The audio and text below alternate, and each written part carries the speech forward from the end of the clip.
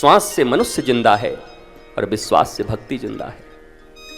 विश्वास विशेष श्वास, विश्वास कहते हैं विशेष श्वास, स्पेसिफिक स्पेशल श्वास। वो जब हो तुम्हारे भीतर तो राम की रामाज्ञा तुम्हारे भीतर प्रवाहित हो सकती है।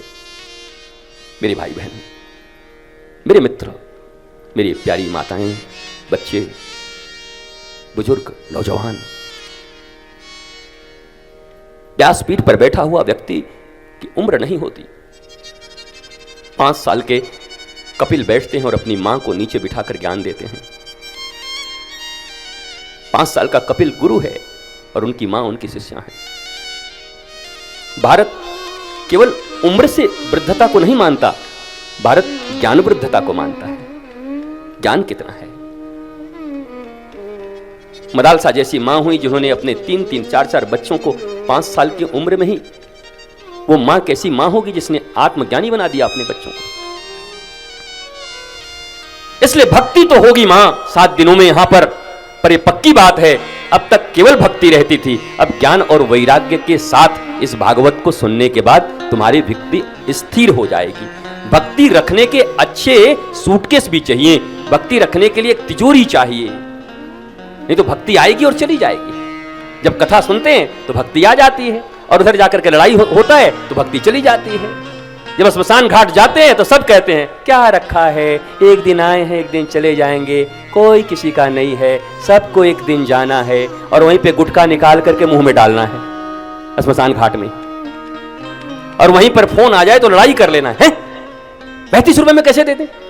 35 रुपए 75 पैसा तो हमारा ही लगा हुआ है, हम क्या 75 पैसा घाटा कर ले? और अभी क्या कह रहे थे, क्या रखा है, एक दिन चले जाना है, कुछ नहीं रखा है, सबको जाना है। क्या लाया था जो लेके जाएगा? वारे गीता के सार। 2 मिनट की भक्ति तुम्हारे भीतर आ गई है। इसको कहते हैं मरकट वैराग्य। मरकट वैराग्य कहते हैं, स्मशान वैराग्य। ऐसे वैराग्य और भक्ति तो रोज मिलते हैं, पर टिकता क्यों नहीं है? और जो चीज टिकती नहीं है वो तुम्हारे जीवन में कभी स्पष्ट टिकाऊ शांति भी नहीं ला सकती। कुछ देर के लिए हंसोगे फिर रोगे, फिर हंसोगे फिर रोगे। क्या ये चाहते हो?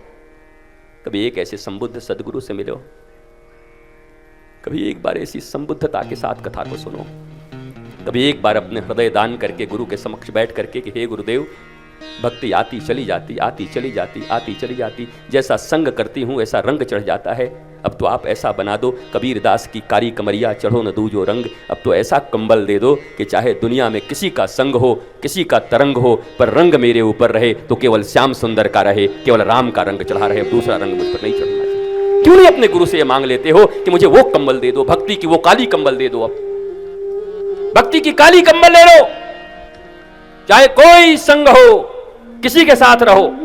विभीषण था रावण के संग, कोई फर्क पड़ा उसको? उसकी भक्ति बनी रही। पर तुम मत बन जाना, अभी तुम्हारे भीतर में इतनी ताकत नहीं है।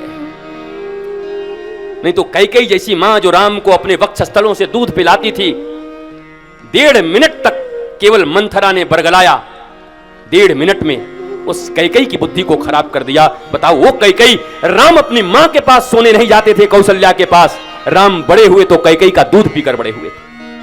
तुम्हें जानकर आश्चर्य होगा, रामायण पढ़ो, भगवान राम ने माता कौशल्या का दूध कभी नहीं पिया, भगवान राम ने सदा कैकेयी का दूध पिया।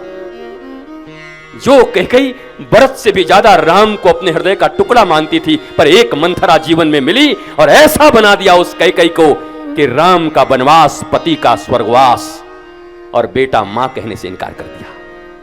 1.5 मिनट की संगति इतनी बुरी। मेरे प्यारे भाई बहन, मेरे बच्चों, मेरी बेटियों, तुम कहते हो कि आपको क्या होता है, मेरा किसी से फ्रेंडशिप है तो इसमें मैं क्या बिगड़ गई क्या, या मैं बिगड़ गया क्या? मैं 10 मिनट तो उसके साथ गया था, मैं तो केवल मेरा फ्रेंड है, केवल चैटिंग फ्रेंड है। अरे भैया, उतने में सत्यानाश कर देगा। जब राम को दूध पिलाने वाली माता जब नहीं बचती मंथरा से, तो तुम किस खेत की मूली हो? तुम कैसे बचोगे? इसलिए संग ठीक रखो। पैसे मिले न मिले, रुपए आए ना आए, संग ठीक हो जनाब। संग अच्छा होगा तो जीवन में प्रसन्नता होगी। मेरी माँ, अपने बच्चों को संग सिखाना बस, कि बेटे मुझे तुमसे कुछ नहीं चाहिए, अच्छी संगति में तुम रहो, बस अच्छे लोगों के साथ रहो।